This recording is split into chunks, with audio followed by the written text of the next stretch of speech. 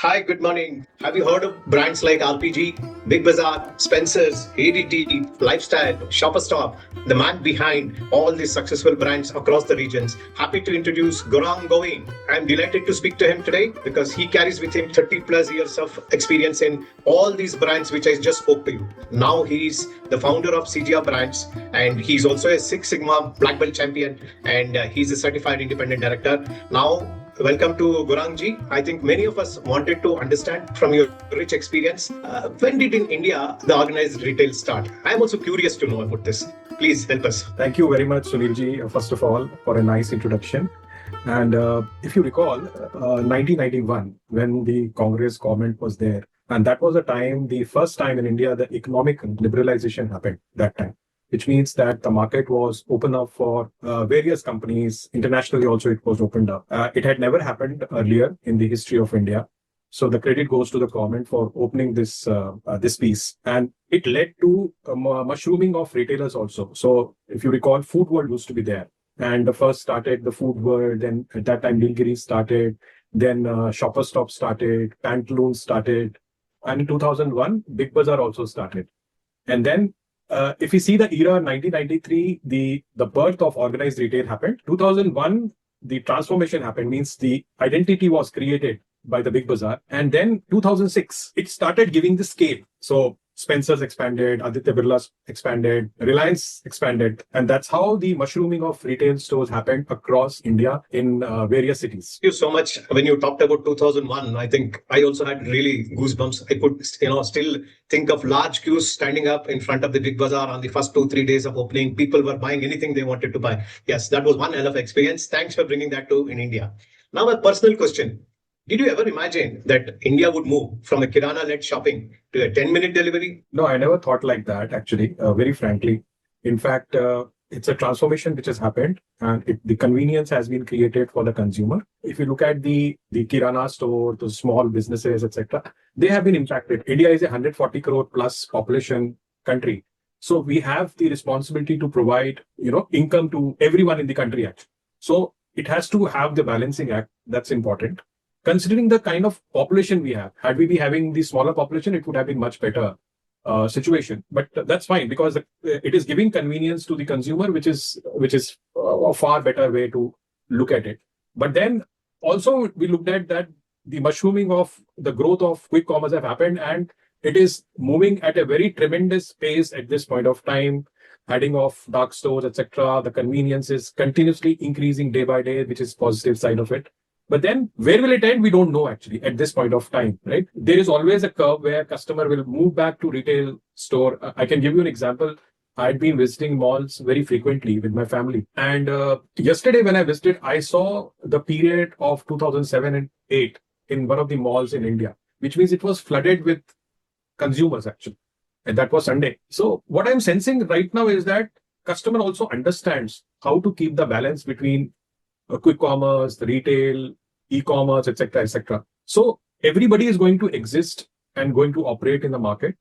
But again, I can say that it is giving convenience, but how far it can give convenience and how far the quick commerce companies can get the loyal customers over a period of time. That is something which is important. And quick commerce is good, but then end of the day, we end up paying almost, if you're buying around, say, less than 500 rupees, we end up paying delivery charges also. So how the customer is going to perceive over a period of time, how this whole model will evolve over a period of time is something we all are watchful at this point of time. That was a great point, Gurangji. I just got two different points. One is you mentioned about convenience. Yes, organized retail brings us convenience. And second point, you said all of us will coexist. Then I want to throw two questions, if you allow me, is what are the three things which differentiate an organized retail to a traditional retail? And to ask a subsidiary question on the coexistence, unfortunately, the landline and the mobile line never coexist. Landline has died its purpose. So please help us. What are the three different things we can expect from an organized retail compared to a traditional retail? See, when we look at the organized retail, first thing which comes into our mind is the large stores, hypermarkets, supermarkets, etc., flooded with various categories, filled with stocks, etc., which means the format itself. That's number one. Number two, obviously the technology, supply chain, cost structure, customer experience, and all that makes organized retail. That's important. But when we look at Kirana, why we call Kirana? Because it is near to our home, and it is flooded with various Kiranas near to our home. So Kiranas are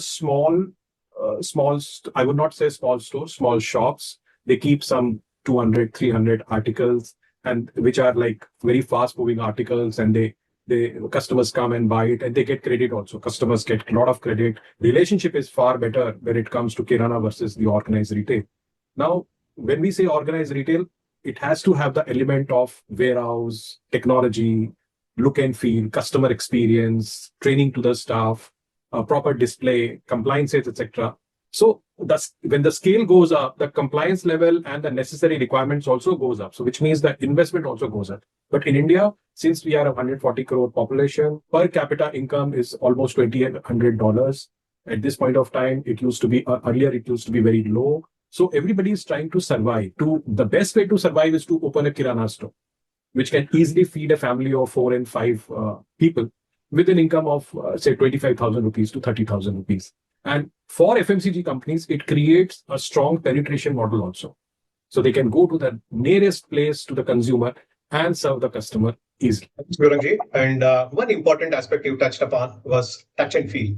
Yes, it brings in that feeling of, I touch the product, I feel the product, I like it, and I can also compare it and I can buy it if I have to make a decision of making a purchase.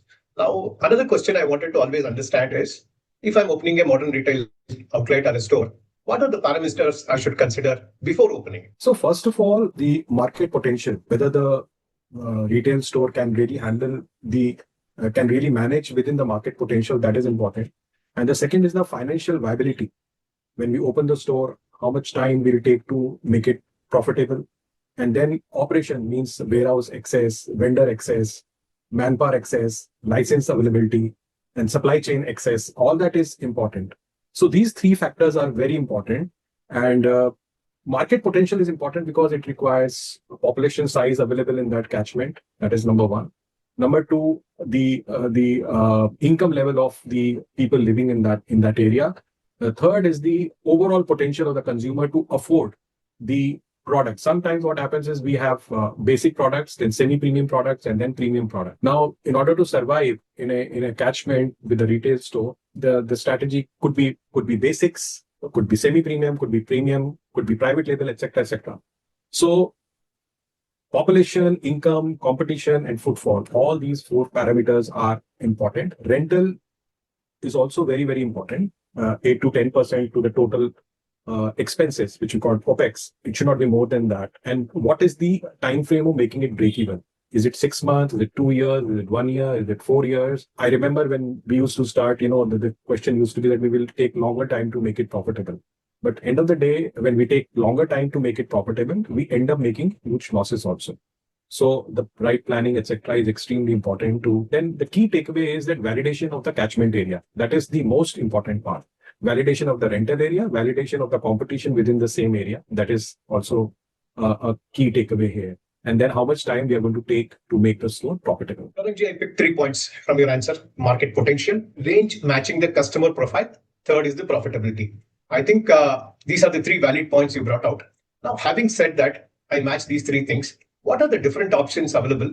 Just to be, as a layman terms, should I have a supermarket? Should I have a cash and carry market? Could I have a convenience supermarket? Could I have anything else? So please help us. What are the different formats available in retail in India today? So hypermarket means a larger area, means a larger assortment and larger offering to the consumer. It can cater to 20,000 families, 30,000 families, depending upon the catchment. As we move further, supermarket, again, if there are, say, 15,000 families, 10,000 families, then one can look at it and decide whether to open hypermarket or supermarket.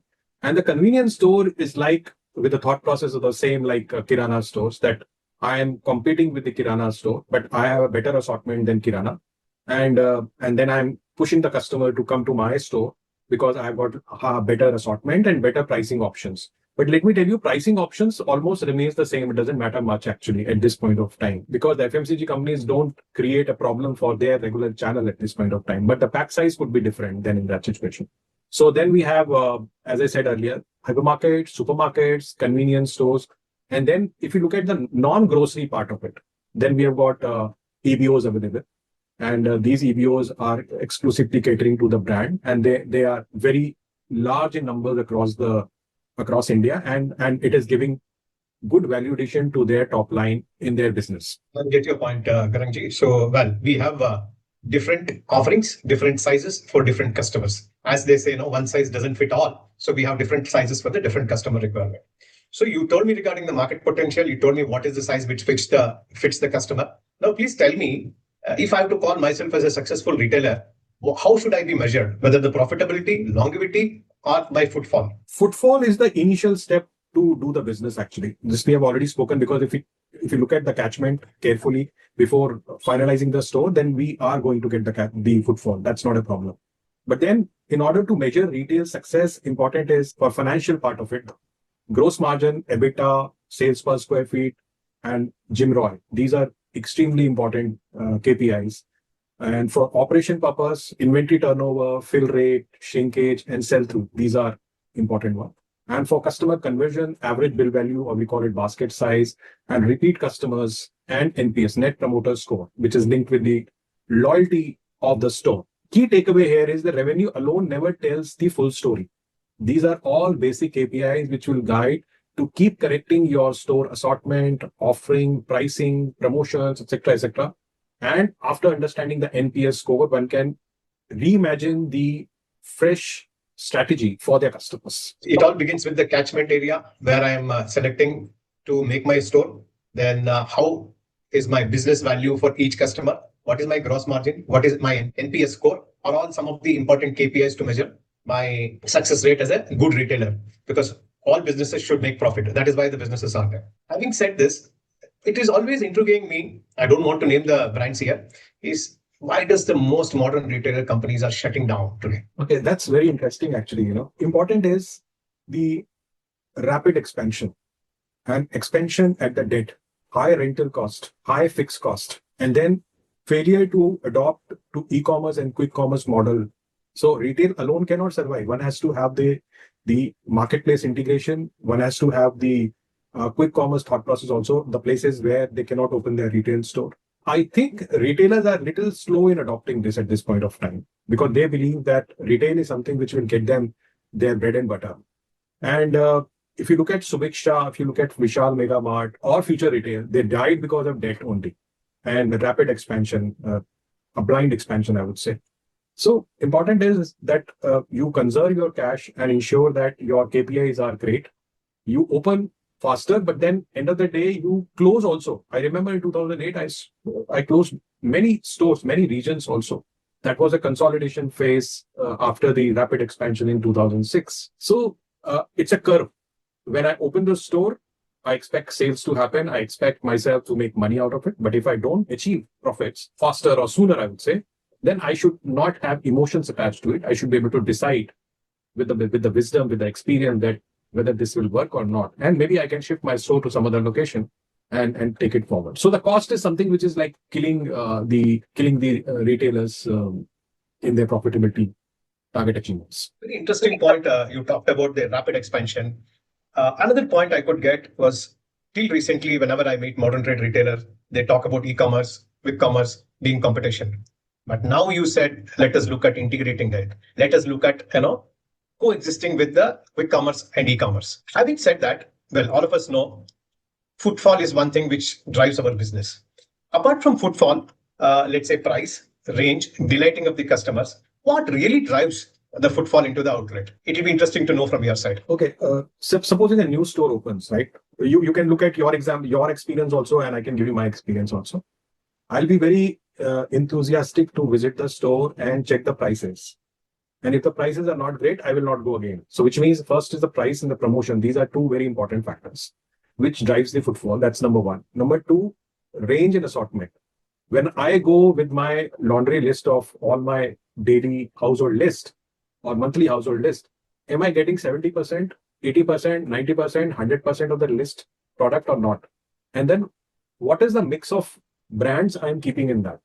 For example, if you see DMart has a completely different brand mix.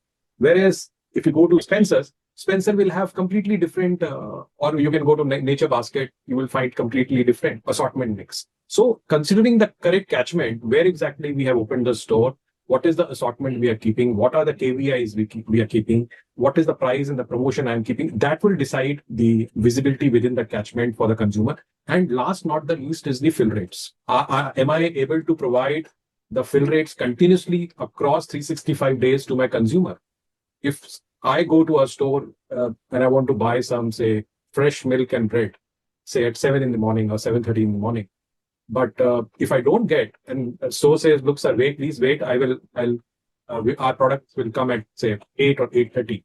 Then, that particular consumption, which I wanted to buy from this store, I will not go there. I will buy from some other nearby store, which will make the products available to me. So these are the very critical factors. People say staff also plays very important role. But end of the day, I worked in the international market also as a consultant. And I found that staff is there to clear the queries of the consumer and to ensure that the merchandising displays are proper. Otherwise, they don't need assistance too much. And in fact, if you look at 2006, Indian consumer used to wait for people to come and help. But now it has shifted. They don't want to be disturbed because they are already fully aware about the pricing, product availability. Because of this technology, because of e-commerce, quick commerce, visibility is too high. So they don't want the obstruction in their privacy. So staff does not play too much role at this point of time. But yes, in EBOs, in premium brands, service level has to be good, and that can be possible only with the staff assistance. In the current day scenario, the customer wouldn't like to be disturbed. Hence, he would like to be delighted with the products he requires for himself.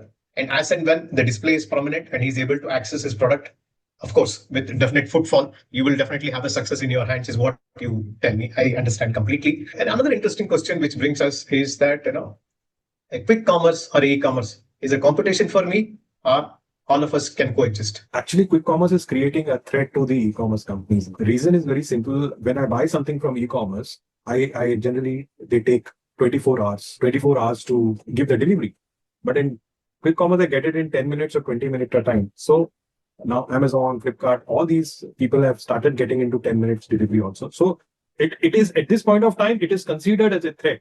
But obviously the range and the offering is much, much larger with e-commerce. So consumer has not fully shifted, but when I need something instantly or urgently, and if I have to decide between quick commerce and e-commerce, I would go for quick commerce. So there is nothing fixed at this point of time in the consumer mind, as per my understanding. But yes, there'll be challenges when it comes to the deliveries, and e-commerce companies will also have to work harder to ensure that at least in 24 hours time, they should be able to deliver the product. But there are many products which they are not able to deliver the next day. So there is a threat, obviously, because whatever space the e-commerce companies have created in the tier 2, tier 3 towns at this point of time, when quick commerce will open, they will take the market share of e-commerce companies sooner or later. Interesting answer, but I still believe the retailer can play an active role in countering, let's say, quick commerce and e-commerce, basically because they know they have the catchment. They also know their customers very well. Yes, Gaurangji, that brings me to an important point, that how important is the catchment area to me? If I am starting a new retail, what should I do to ensure my catchment area is perfect? Okay, so when we used to expand, and we used to work to expand the stores in a specific catchment, we used to have a laundry list of checking things. The most important part, as I said, that the total number of households living in that location. That's number one. Number two, the car parks, which type of cars they are using, right? And then the car showrooms in that vicinity. Which brands have opened their car showrooms? What are the brands available as a competition, immediate competition, and then standard competition means they may not be directly a grocery store or apparel store, but they are present in that catchment to cater to the consumer end of the day. And then through the word of mouth, one can easily understand that what exactly the consumer is looking for in that catchment. And also we should see that which mall is nearby to that catchment. That is something which is important. Today we have maximum ghost malls available in the country because they have opened at a very close distance between the two malls. The distance is very less. So that is also causing a biggest issue at this point of time. One has to look at it in totality, not the stores which I am going to build for my consumer. But overall, as an umbrella, what is available in that catchment? That is something which is a most important part of it actually for the consumer.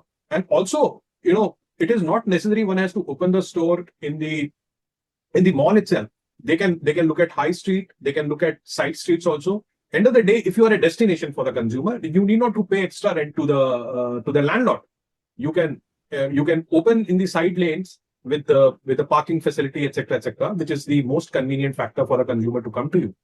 And if the plate size is good enough for you to display your products properly, then it makes sense, to look at catchment, then look at what size you are getting available, also important. So when it comes to say tier 2, tier 3 towns, the hypermarket or the supermarket size plates are not available. The retailer has to compromise. They have to open in two floors, 3 floors, etc. So that is something which is important. The catchment obviously is very important, and without that, one should not open this store at all. Good. The answer is open your eyes wide on the catchment area. Look at the household income. What kind of cars are parked over there? What kind of showrooms are there? What kind of EBOs are there? And word of mouth is what you said. That is what you have to have your ears on the ground to understand the customer persona, and also what are the types of malls and ghosts. Okay, that seems to be a very good list to follow. Now, having had so much of experience, Gorangji, this in fact question is for in the industry. Why don't we make a matrix like how you rattled out all the things? If we are able to give a small exercise or a small package to anybody who wants to open a retail supermarket, modern trade, EBO, he can come to you and he can get your guidance. What is your thoughts on this? Yeah, we have been helping, and see that at this point of time in India, it is easy to select the site, it is easy to put the racks, it is easy to buy the products. But then the core, the soul of the retail is missing in that retail store. If you see, many small kirana stores have transformed to say 3,000 square feet, 4,000 square feet of stores.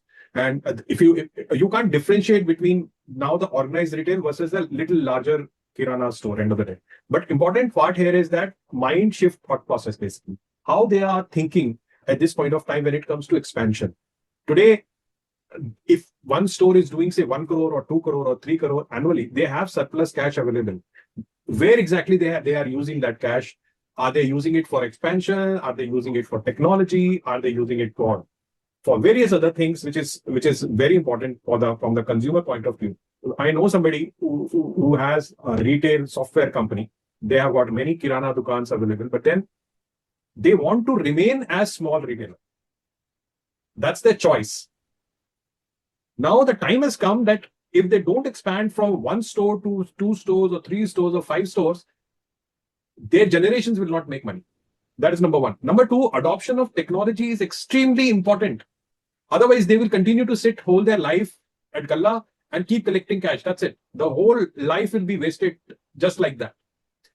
So unless they don't organize now, unless they decide that, yeah, I want to organize, I have to reinvest in my business and grow myself faster. I'm not saying that you move from 1 store to 100 stores, but at least you can move from 1 stores to 3 stores, and 3 to 5, and 5 to 7, 7 to 10 stores.